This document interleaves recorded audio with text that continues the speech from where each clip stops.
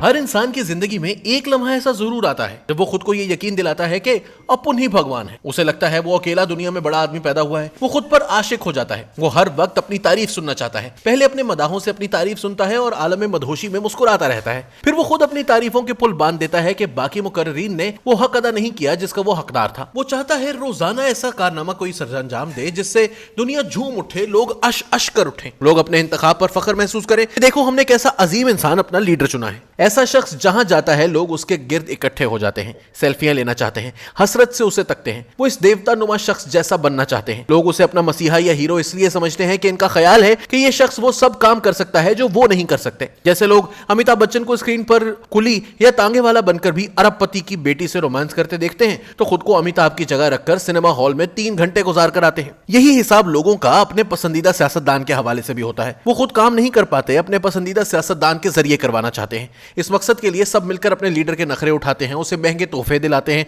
उसका किचन चलाते हैं। उसे कभी जेब में बटवा रखने की जरूरत पेश नहीं आती। उसके इर्द गिर्द हुजूम हर लम्हा उसे यह एहसास दिलाता है कि वो एक गैर मामूली इंसान है। खुदा ने उसे बहुत अहम काम के लिए पैदा किया है। वो आम इंसानों से हटकर है। सब लोग उसके दोस्तों की फहरिस्त में शामिल होना चाहते हैं जिनके साथ वो अपनी शामें गुजारता है। इन्हें समझ नहीं आता कि वो ऐसा क्या करें कि उनका लीडर इन्हें हर वक्त मुयस्सर रहे। वो अपने लीडर की हर कीमत पर खुशनुदी हासिल करना चाहते हैं ताकि वो दूसरों पर अपनी अहमियत जता सकें।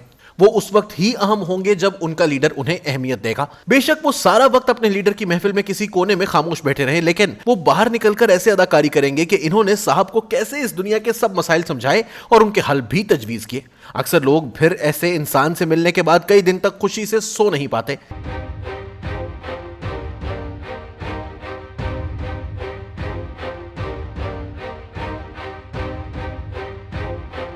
इन्हें लगता है कि इन्होंने अरबों कमा लिए हैं। हजारों लोग इनकी मिलों में मुलाजमत करते हैं। वो दुनिया भर के सैर सपाटे करते हैं, लेकिन फिर भी इन्हें कोई नहीं जानता। फिर इन्हें कोई मशवरा देता है कि अगर मशहूरी चाहते हो तो फिर एक ऐसा भगवान ढूंढ लो जिसकी सब पूजा करते हैं। आप जाएं, इसे चंदा दें, इसको चेक दें, पैसे की चमक दिखाएं, इसके अखराजात बर्दाश्त करें, इसके नखरे उठाएं, इसके मूड के गुलाम बने, इसके ड्राइंग रूम में बैठकर घंटों इसके जागने का इंतजार करें, इसकी मुलाजमों को आते जाते तगड़ी टिप दें ताकि वो आपको साहिब के किस्से सुनाएं, या जरा जासूसी करें कि आपके अलावा साहिब से कौन कौन किस किस वक्त मिलने आता है और क्या गुफ्तगू होती है। ऐसे भगवान के घरेलू मुलाजिम भी समझदार होते हैं। वो सबके लिए काम करते हैं। वो सबको अंदरूनी खबरें देते हैं जिनमें से बेशतर खुद घड़ लेते हैं। वो एक माहिर नजूमी की तरह ज्यादातर अच्छी खबरें ही साहिल के साथ शेयर करते हैं ताकि वो अपनी जेब ढीली किए रखे। जब यही मुलाजिम रात गए सर्वेंट क्वार्टर में इकट्ठे होते हैं तो इन अरबपतियों पर खूब हंसते और जुगते लगाते हैं कि कैसे फलां को चूना लगाया और क्या कुछ अपनी तरफ से सुना दिया।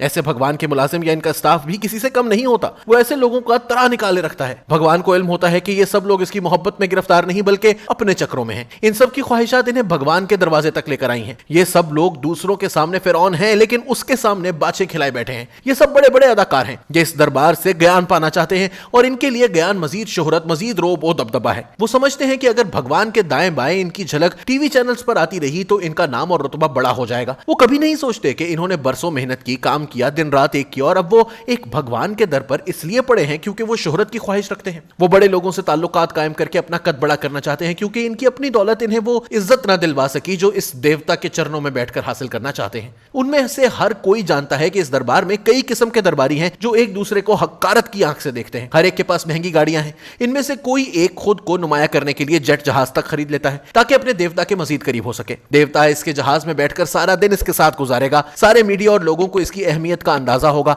अब बड़ी गाड़ियों का कल्चर पुराना हो चुका। अब जेट एज है। जेट में चूंकि 3-4 लोग ही बैठ सकते हैं, लिहाजा यह फैसला भी जेट का मालिक ही करेगा कि इसके देवता के अलावा इस जेट में कौन बैठेगा। देवता भी ऐसे शख्स को ज्यादा अहमियत देने लग जाता है। इसे बड़ी गाड़ियों वाले चेहरे अब अच्छे नहीं लगते क्योंकि अब इनके दरमियान जेट वाला बैठा है जिसका स्टेटस अचानक बुलंद हो चुका होता है। वो अब कोने से उठकर सोफे पर आ जाता है। अब दीगर दरबारी जो कल तक इसे हकारत की निगाह से देखते थे और इसकी पीठ पीछे इसका मजाक उड़ाते थे, वो भी अब इसकी खुशनुदी चाहते हैं। वो अब इस देवता के साथ जेट में एक सीट चाहते हैं ताकि ये जान सकें कि जमीनी दरबार से लेकर आसमानी दरबार तक कैसी महफिल जमती है।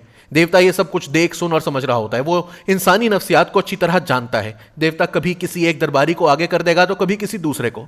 वो इन दरबारियों को आपस में लड़ाता भी रहेगा ताकि ये सब अपनी औकात से बाहर ना निकलें। वो देवता या भगवान इन्हें मुर्गों की तरह लड़ाकर खुश होता है। इनकी पीठ पीछे इनका मजाक उड़ाएगा, इनकी हरकतों को एंजॉय करेगा। इसे समझ नहीं आएगी कि इन लोगों को सब कुछ मिला है लेकिन इनके अंदर सब्र और कनात पैदा ना हुई।